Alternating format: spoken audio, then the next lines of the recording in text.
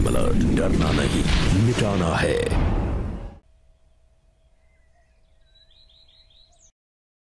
कहाँ रह गए चारू और चंद्रा? तुम जाके खाना बना लो, आती होगी वो लोग। शुक्र है आ गई दोनों। कितनी चिंता हो रही थी मुझे तुम दोनों की। वैसे कहाँ रह गई थी तुम दोनों? जी वो बुआ जी को कुछ जरूरी काम था।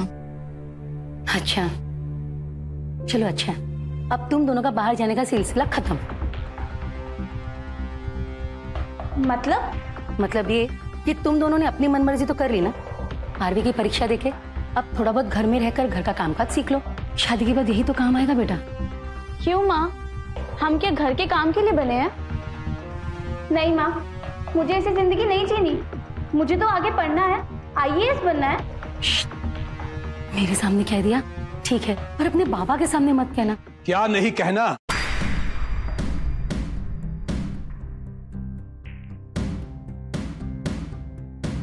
क्या नहीं कहना अंबिका? वो बच्चियां कह रही थी कि हमें शादी नहीं करनी है, अपने बाबा के पास ही रहना चाहती हैं। वैसे काश कि हम ऐसा कर पाते लाडो, लेकिन क्या करें, यही जमाने का दस्तूर है जिसे हर हाल में हमें निभाना पड़ता है। खैर फिलहाल अभी तो ये बताओ कि हमारी बेटी चंद्रा और चारू, तुम दोनों का एग्जाम कैसे हुआ? बहुत अच्छे। मेरे भी। अच्छा तो ये बताओ कि पढ़ाई पूरी करने की खुशी में तुम दोनों को क्या चाहिए? कुछ नहीं। कुछ नहीं? ऐसे कैसे हो सकता है? राणा खानदान की बेटियों को कुछ नहीं चाहिए? देखो बेटा, तुम लोग इस खानदान का मान हो, हमारा अभिमान हो। तुम्हारे एक इशारे पर हम अपना पूरा खजाना लुटा सकते हैं। लो बेटा, ये तुम्हारे लिए और ये तुम्हारे लिए। खजाना नहीं बाबा, हमें आजादी के चंद लम्हे चाहिए, थोड़ा सुकून चाहिए। काश आप हमें वो दे पाते। तेरी इतनी हिम्मत, तू हमारे घर की लड़की से बात करेगा? कौन है? चुप! बहादुर, क्या हो रहा सब? इसने चंद्रा बिटिया से बात की मालिक। क्या? नहीं साहब, मैंने किसी से बात नहीं करी साहब, मैंने कुछ नहीं करा। तेरी इतनी हिम्मत? हमने कुछ नहीं करा साहब। बाबा उसे छोड़ दीजिए, उसे रास्ता पूछ रहा था। हाँ साहब। बोलो इसको।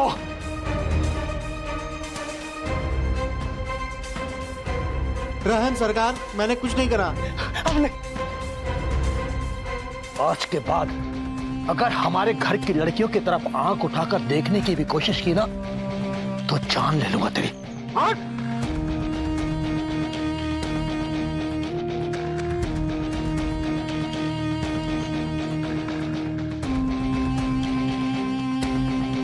अंबिका, हमें लगता है कि हमारी बेटियों का अपने ससुराल जाने का समय आ गया है।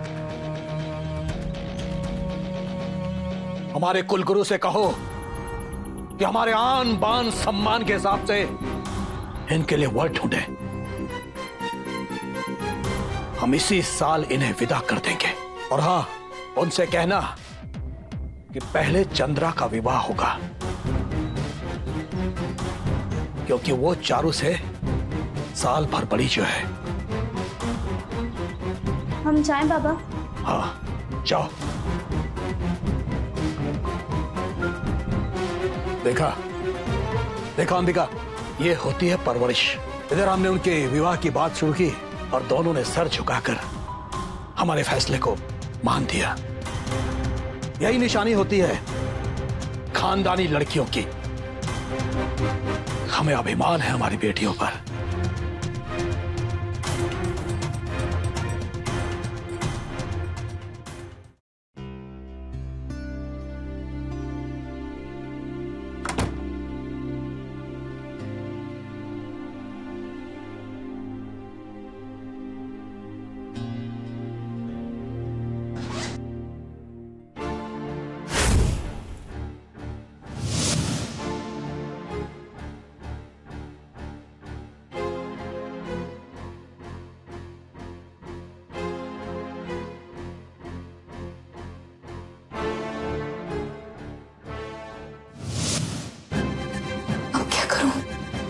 प्रेग्नेंट हूँ।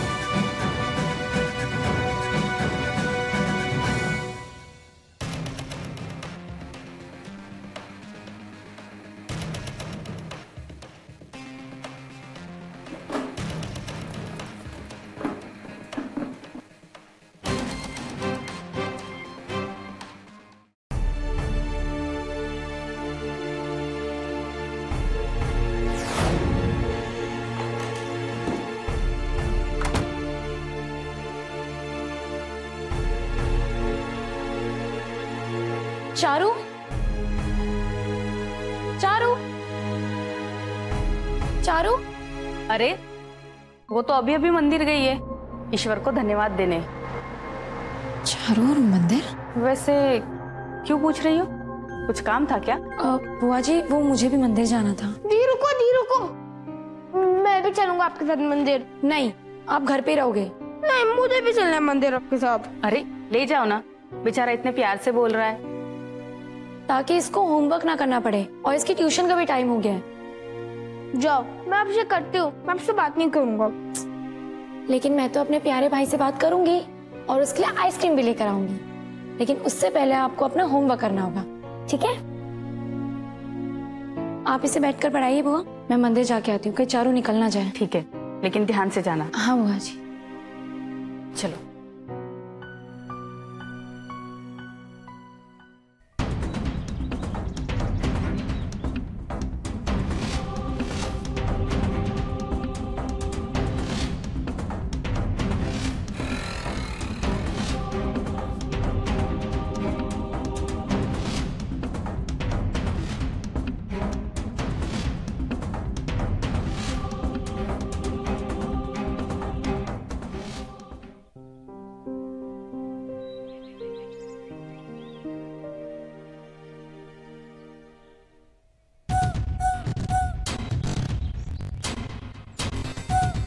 खाना, अंदर आ जाओ।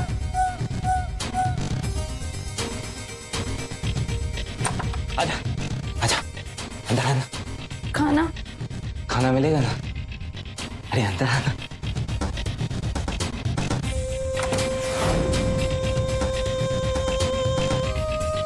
हाँ, क्या हुआ? खाना नहीं चाहिए? मुझे भी भूख लगी है। हाँ, भूख लगी? आ जाओ।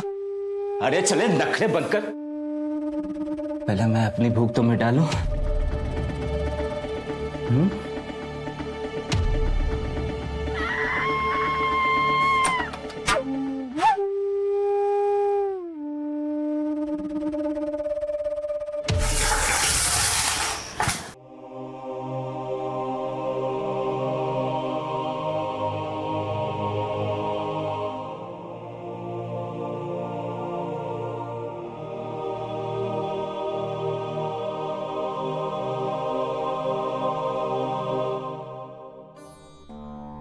जब तक हमारी बेटी का पता नहीं चल जाता, तब तक हम अन्न को हाथ भी नहीं लगाएंगे। पता नहीं हमारे दोनों बच्चे कहाँ होंगे और किस हाल में होंगे।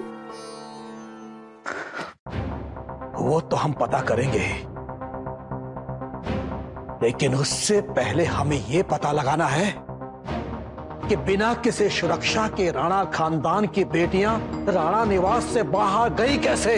कोई उनके साथ गया क्यों नहीं? मालिक, उन्होंने हमें बताया ही नहीं। तो तुमने क्या नशा किया हुआ था जो तुम्हें पता ही नहीं चला कि हमारी बेटियां कब बाहर चली गई? जी में तो आता है कि सबको अभी के अभी गोली मार दूं। अब सर झुकाकर खड़े क्या हो? चलो जाओ यहां से। ये निर्मला बुआ कहां मर गई? ओह, तो नींद खुल गई तुम्हारी। किस दुनिया में रहती हो? जी वो ये जी क्या है? क्या है जी? तुम्हें यहाँ किस लिए रखा गया है? सोने और खाने के लिए कि सिर्फ खाओ और सो जाओ? तुम्हें सिर्फ हमारी लाडली बेटियों पर नजर रखने का काम दिया गया है, और वो काम भी तुम ठीक से नहीं कर सकती। ऐसा क्या कर रही थी जो हमारी बेटियों पर नजर नहीं रख सकी?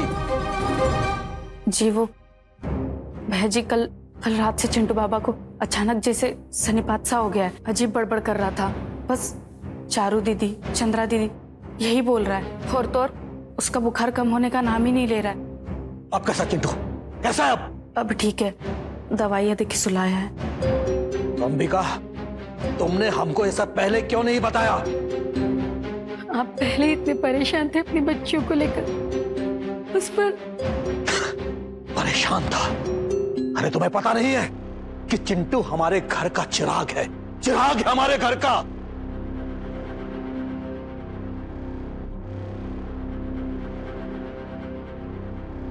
अंबिका, डॉक्टर को बुलाओ और उसे कहना कि चिंटू के इलाज में कोई कमी नहीं रहनी चाहिए। तब तक हम अपनी बेटियों का पता करके आते हैं। चलो।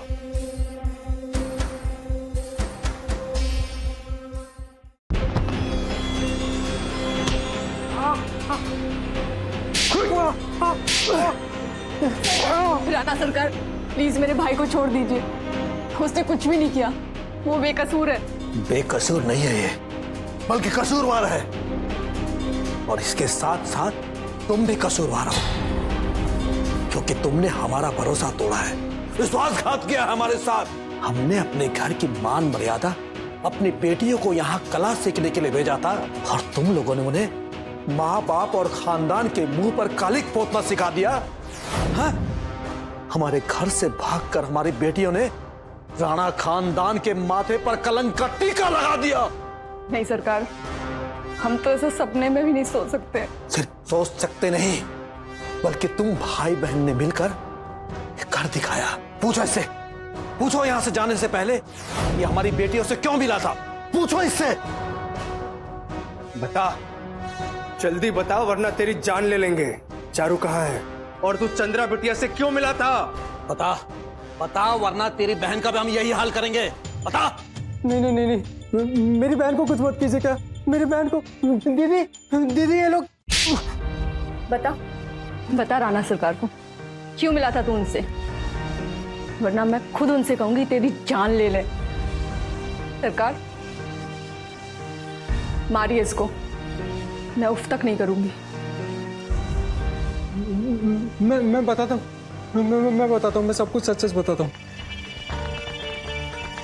हाँ, मैं चारू और चंद्रा से मिला था। क्यों मिला था? क्योंकि उन दोनों को ये पता चल गया था कि मैं उन्हें प्यार के जाल में फंसा के उन्हें धोखा दे रहा हूँ।